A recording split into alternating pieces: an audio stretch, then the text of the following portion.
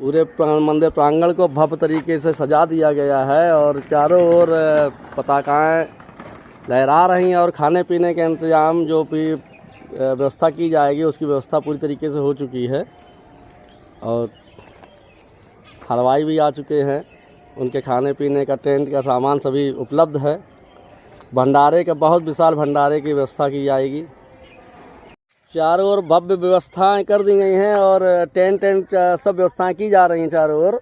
और जहां पर कथा की जाएगी, जहां पर बाबा बागेश्वर सरकार जहां से कथा वाचन करेंगे, वो भव्य पंडाल सजा दिया गया है और बहुत दूर दूर तक जहां तक आपकी नज़र जा रही है पंडालों की व्यवस्था की गई है। कई जगह भंडारों की व्यवस्था की गई और सामने जो आपको रोड चलता हुआ दिखाई दे रहा है, ये नहर सचेंडी से जो वाया नहर पट्टी से होते हुए आएंगे, लेकिन वो रास्ता बहुत ख़राब है। आप लोग कोशिश ना करें उस तरफ आने की। उससे अच्छा है कि जो आपको, अगर आप कन्नौज से या जीटी रोड से इस तरफ से अगर आप आ रहे हैं, कन्नौज से रसूलाबाद से होते हुए अगर आप आ रहे हैं, तो आप जो कल्याणपुर का रूट आपको बताया था उस रूट का पालन करें। और जो व्यक्ति हरियाणा इधर झांसी से, ग्वालियर से जो इस तरफ से आ रहे हैं, ये सचेंडी वाले रूट का पालन करें। इनके लिए सचेंडी रूट सर्वोत्तम रहेगा। और जो कन्नौज, छिबरा, मऊ, बेबर, बिल्हौर इधर से आने वाले रूट से जो लोग आएंगे, उन्नाव वाले आएंगे, वो कल्याणपुर वाले रूट का पालन करें। उनके लिए सुलभ भी रहेगा। और इधर व्यवस्था पार्किंग की बहुत ज़्यादा है, बहुत दूर दूर तक पार्किंग दी गई है।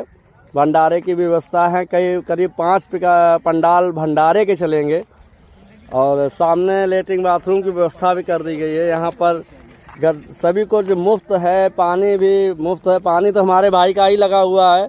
खाना भी, भंडारा पूरा फ्री, भंडारा पूर्ण रूप से फ्री है। पानी की व्यवस्था भाई की तरफ से फ्री है।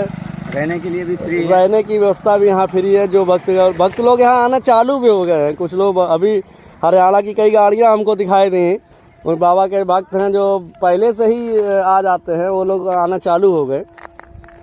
और चलते हैं कुछ पंडाल तक, आपको दिखाते हैं कि किस तरह से बाबा का भव्य पंडाल सजाया गया है। भव्य पंडाल व्यवस्था, वाटरप्रूफ पंडाल व्यवस्था की जाती है।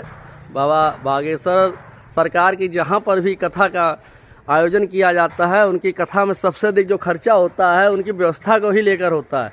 इस बारे में बाबा कई बार अपने मंच से कह चुके हैं कि जो लोग कुलबुला रहे हों वो लोग समझ लें कि हमारी कथा को कराना इतना आसान नहीं है। हमारी कथा में हमें 1 रुपया नहीं चाहिए, लेकिन हमारी कथा को कराने के लिए आपके पास व्यवस्था होनी चाहिए।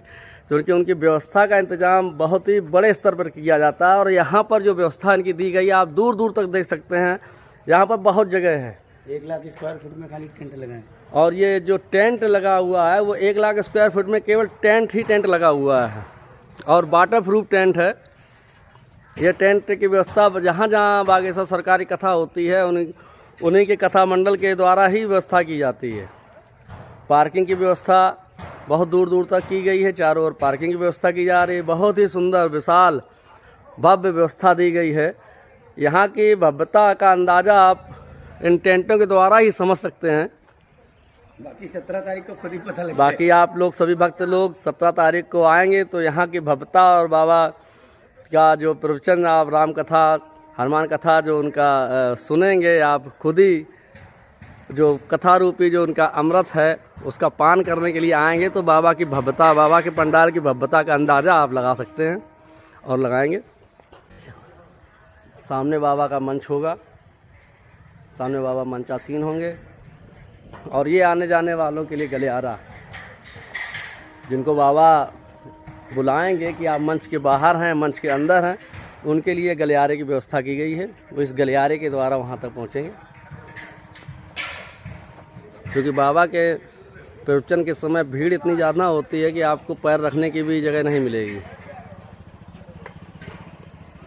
आप भव्यता का अंदाज़ा लगाइए, बाबा के पंडाल की व्यवस्था देखिए, कितना भव्य वाटर प्रूफ टेंट की व्यवस्था है।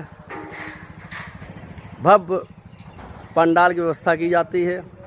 ये मेन पंडाल है जहाँ पर बाबा, सामने बाबा का मंच लग रहा है, सामने बाबा मंचासीन होंगे और ये साइड के पंडाल